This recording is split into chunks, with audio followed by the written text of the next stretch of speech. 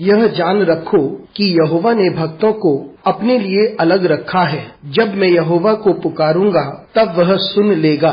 शनिवार 28 सितंबर 2024।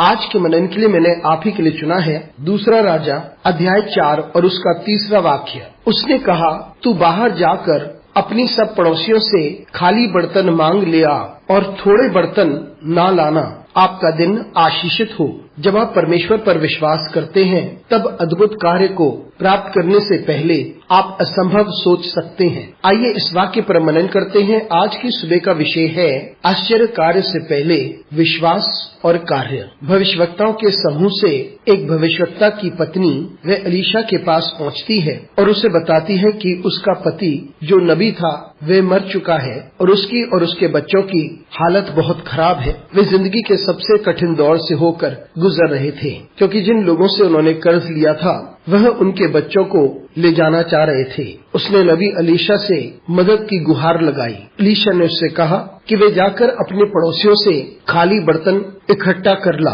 कम नहीं जितने अधिक वे ला सकती है, और फिर घर जाकर दरवाजा बंद कर जो थोड़ा सा तेल उसकी कुप्पी में है वह इन बर्तनों में उंडेल दे। मित्रों, वे अपने पड़ोसी के पास गई और खाली बर्तन इकट्ठा कर लाई और फिर उसके बच्चों की मदद से उसने सारे बर्तन तेल से भर दिए थे।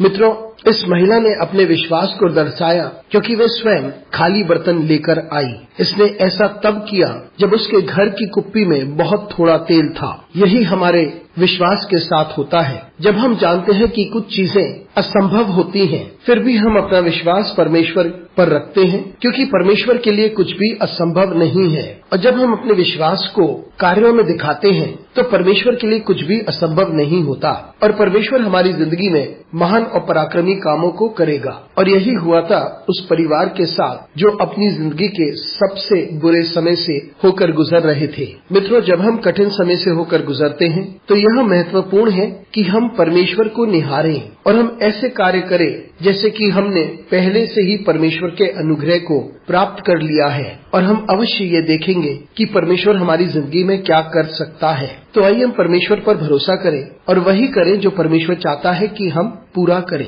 अनुग्रहकारी परमेश्वर स्वर्गीय पिता, तुझे धन्यवाद देते हैं, तेरी स्तुति करते हैं, हम तेरा आदर करते हैं क्योंकि तू हमारे लिए महान और पराक्रमी कामों को करता है। हमारी सहायता कर परमेश्वर, ताकि हम अपने विश्वास को बरकरार रखें और उसे कार्यों में तब्दील करें। यीशु मसीह के नाम से मांगते हैं, आमीन।